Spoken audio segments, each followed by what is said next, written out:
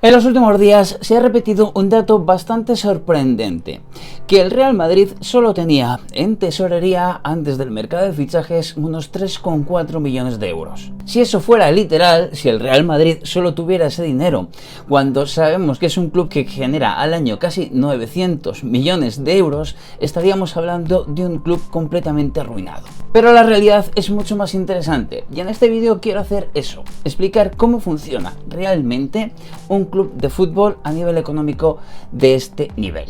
Porque no, cuando escuchamos esos grandes fichajes que cuestan 100 millones de euros, no estamos hablando de grandes cantidades que se transfieren de un banco a otro entre clubes, ni tampoco bizums gigantes. Porque en la realidad, en el fútbol, las cosas no funcionan realmente así. Yo soy Alfon, esto es Historias de Fútbol y hoy vamos a intentar entender esta parte del fútbol que también es importante. Así que si te apetece, quédate conmigo y, como digo siempre, dentro vídeo.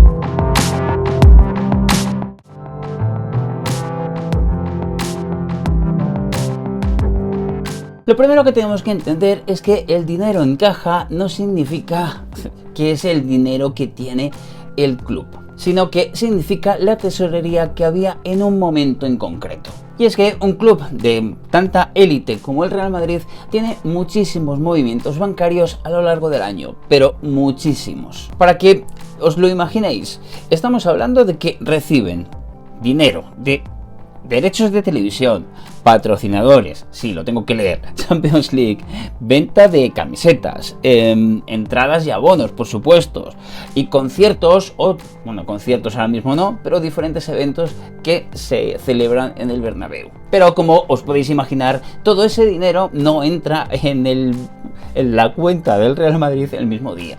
Y por otro lado, también hay movimientos bancarios en cuanto a gastos. También voy a leer salarios de los jugadores, salarios de los empleados, pagos de fichajes que están acordados durante el tiempo, el mantenimiento del propio estadio, los pagos de la deuda. Así que con todos estos movimientos es muy normal que haya momentos donde hay mucho dinero y momentos donde, por lo que sea, todo está más flojo. Así que ese titular que estamos viendo en los últimos días, o esas declaraciones, o esas afirmaciones donde se dice que el Real Madrid prácticamente no tenía tesorería en un momento dado, realmente no dicen el estado económico del club. Y es que prácticamente todos los clubes de élite, incluso los de no tan élite, funcionan de la misma manera. Es decir, la tesorería es lo que tienes en la cuenta en un momento determinado, no lo que tienes a lo largo de todo el año. En el mundo del fútbol casi nunca los fichajes se pagan de una vez. Por ejemplo, cuando escuchamos que un fichaje ha costado unos 100 millones de euros, no se han pagado esos 100 millones en ese momento, sino que se llegan a acuerdos sobre los plazos de pago de ese fichaje. Es decir, cuando se dice el Real Madrid ha pagado 100 millones por este fichaje, realmente no es así. No ha pagado toda esa cantidad de dinero, pero sí que lo va a pagar a lo largo de unos años. Es realmente como comprarte cualquier cosa a plazos. ¿Te la estás comprando? Realmente sí, porque lo estás usando, pero el pago se produce a lo largo de un tiempo determinado.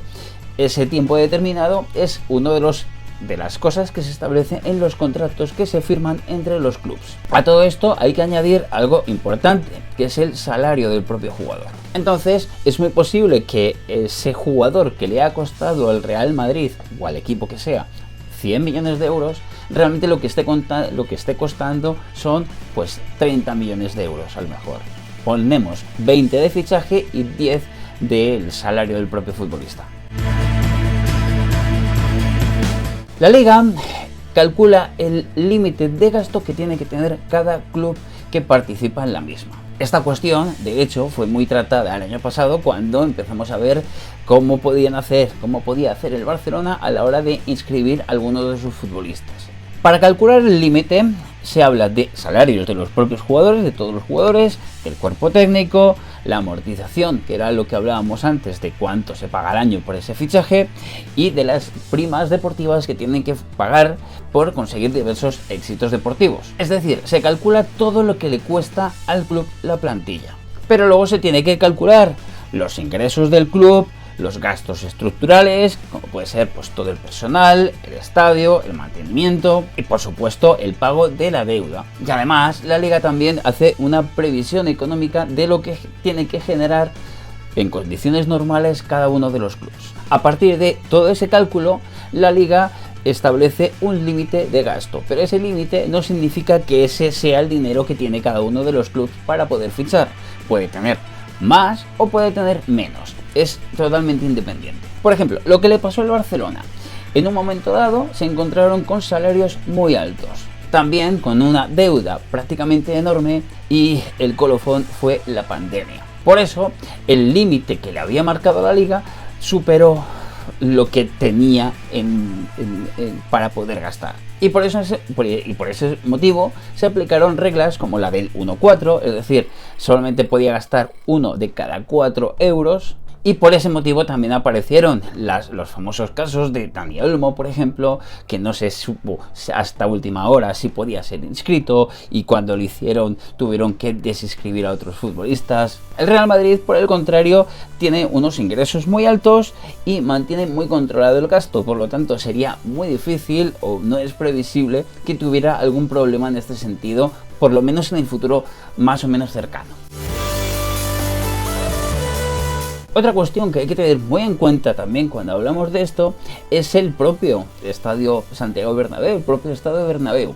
De hecho, el Real Madrid ha invertido casi 1.000 millones de euros en toda la obra, en toda la reestructuración del estadio. Y esto significa un pago de una deuda que ha tenido o que tiene ahora mismo el Real Madrid, y también muchos otros pagos derivados del mismo. De hecho, este tema es importante porque el propio estadio, o esta remodelación, fue hecha para que el estadio fuera dando dinero cada uno de los días. Sin embargo, todos sabemos que ahora mismo no se pueden organizar conciertos allí. Así que se pierde una buena parte de los ingresos esperados, y eso hace que a lo mejor pues no entre todo el dinero que a lo mejor podía estar previsto entrar. Pero lo que sí que tenemos claro es que el mundo del fútbol ahora mismo es un espectáculo de masas. Y los clubes, por lo tanto, no son solamente organizaciones deportivas, sino un poquito más. Y en este caso, en el caso de cómo funcionan a nivel económico estos clubes, me parece que así lo demuestra. Cuando vi el otro día el titular, me pareció interesante tratar de explicar un poquito esto. Así que vamos a dejar el vídeo aquí, y por supuesto te voy a pedirte que te suscribas al canal si este tipo de cosas también te interesan, porque aquí también se trata de un poco esto, tratar de explicar el fútbol a nivel internacional de la mejor manera posible. Así que, sin más, vamos a dejar el vídeo aquí, y lo que te digo siempre, nos vemos dentro de muy poco. Adiós.